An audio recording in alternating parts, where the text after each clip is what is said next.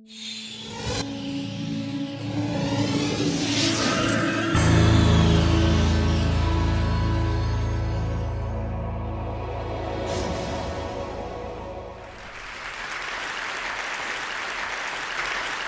idea behind the Stuxnet computer worm is actually quite simple. We don't want Iran to get the bomb. Their major asset for developing nuclear weapons is the Natanz uranium enrichment facility. The gray boxes that you see, these are real-time control systems.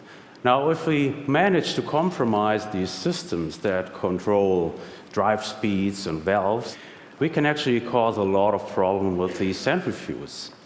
The gray boxes don't run Windows software. They're completely different technology. But if we manage to place a good Windows virus on a notebook that is used by a maintenance engineer to configure this gray box, then we are in business. And this is the plot behind Stuxnet. So we start with a Windows dropper.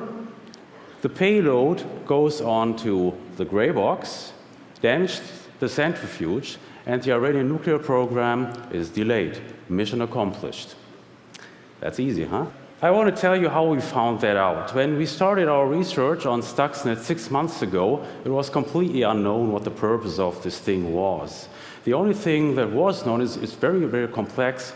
On the Windows part, the dropper part uses multiple zero-day vulnerabilities, and it seemed to want to do something with these gray boxes, these real-time control systems. So that got our attention, and we started a lab project where we infected our environment with Stuxnet and checked this thing out. And then some very funny things happened. Stuxnet behaved like a lab rat that didn't like our cheese. Sniffed but didn't want to eat. Didn't make sense to me. And after we experimented with different flavors of cheese, I realized, well, this is a directed attack. It's completely directed. The dropper is probing actively on the gray box if a specific configuration is found, and even if the actual program code that is trying to infect is actually running on that target. And if not, Stuxnet does nothing. So that really got my attention, and we started to work on this nearly round the clock because I thought, well, we don't know what the target is. It could be, let's say, for example, a US power plant or a chemical plant in Germany. So we better find out what the target is soon. So we extracted and decompiled the attack code, and we discovered that it's structured in 2 digital bombs, a smaller one and a bigger one. And what we also saw that they are very professionally engineered by people who obviously had all insider information. They knew all the bits and bytes that they had to attack. They probably even know the shoe size of the operator, so they know everything. And if you have heard that the dropper of Stuxnet is complex and high-tech, let me tell you this. The payload is rocket science. It's way above everything that we have ever seen before. Here you see a sample of this actual attack code. We are talking about around about 15,000 lines of code. Looks pretty much like old-style assembly language. And I want to tell you how we were able to make sense out of this code. So what we are looking for is, first of all, system function calls, because we know what they do. And then we are looking for timers and data structures and try to relate them to the real world, to potential real-world targets. So we do need target theories that we can prove or disprove. In order to get target theories, we remember that it's definitely hardcore sabotage, it must be a high-value target, and it is most likely located in Iran, because that's where most of the infections had been reported. Now, you don't find several thousand targets in that area. It basically boils down to the Bushehr nuclear power plant and to the Natanz fuel enrichment plant. So I told my assistant, get me a list of our centrifuge and power plant experts from our client base. And I phoned them up and picked their brain in an effort to match their expertise with what we found in code and data. And that worked pretty well. So we were able to associate the small digital warhead with the rotor control. The rotor is that moving part within the centrifuge, that black object that you see. And if you manipulate the speed of this rotor, you were actually able to crack the rotor and eventually even have the centrifuge explode. What we also saw is that the goal of the attack was really to do it slowly and creepy, obviously in an effort to drive maintenance engineers crazy, that they would not be able to figure this out quickly.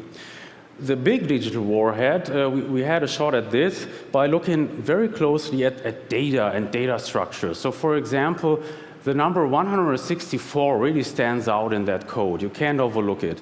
I started to research scientific literature on how these centrifuges are actually built in the tanks and found, well, they are structured in what is called a cascade, and each cascade holds 164 centrifuges. So that made sense. That was a match. And it even got better. These centrifuges in Iran are subdivided in 15 what is called stages. And guess what we found in the attack code? An almost identical structure. So again, that was a real good match, and this gave us very high confidence what we were looking at. Now, don't get me wrong here, it didn't went like this. So these results have been obtained over several weeks of really hard labor, and we often went just into a dead end and had to recover. Anyway, so we figured out that both digital warheads were actually aiming at one and the same target, but from different angles. The small warhead is attacking one cascade and spinning up the rotors and slowing them down, and the big warhead is talking to 6 cascades and manipulating valves. So now we are very confident that we have actually determined what the target is. It is Natanz, and it is only Natanz, so we don't have to worry that other targets might be hit by Stuxnet. Here's some very cool stuff that we saw. Really knocked my socks off. Down there is the gray box, and on the top you see these centrifuges. Now what this thing does is it intercepts the input values from sensors. So for example, from pressure sensors and vibration sensors.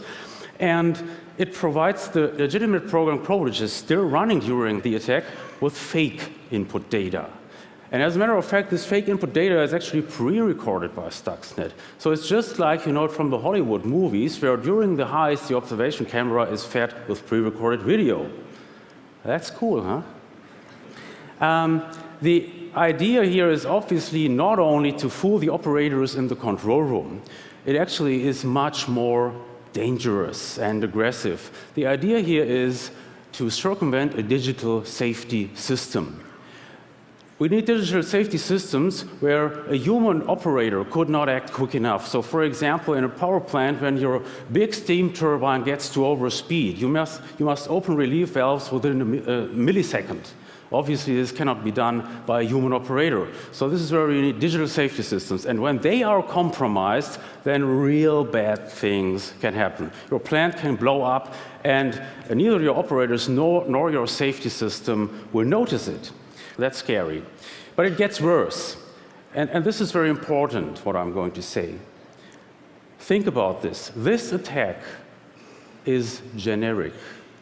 It doesn't have anything to do in specifics with centrifuges, with uranium enrichment. So it would work as well, for example, in a power plant or in an automobile factory. It is generic.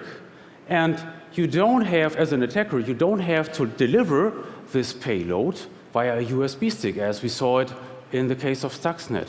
You could also use conventional worm technology for spreading. Just spread it as wide as possible. And if you do that, what you end up is it's a cyber weapon of mass destruction. That's the consequence that we have to face. So unfortunately, the biggest number of targets for such attacks are not in the Middle East. They're in the United States, in Europe, and in Japan. So all the green areas, these are your target-rich environments. We have to face the consequences, and we better start to prepare right now. Thanks.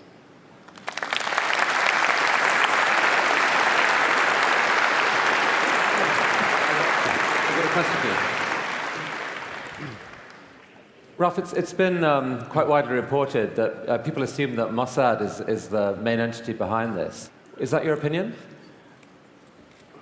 Okay, you really want to hear that, yeah? Okay. My opinion is that the Mossad is involved, but that the leading force is not Israel. So the leading force behind that is the cyber superpower. There is only one, and that's the United States. Fortunately, because otherwise our problems would even be bigger. Thank you for scaring the living daylights out of us. Thank you, Ralph.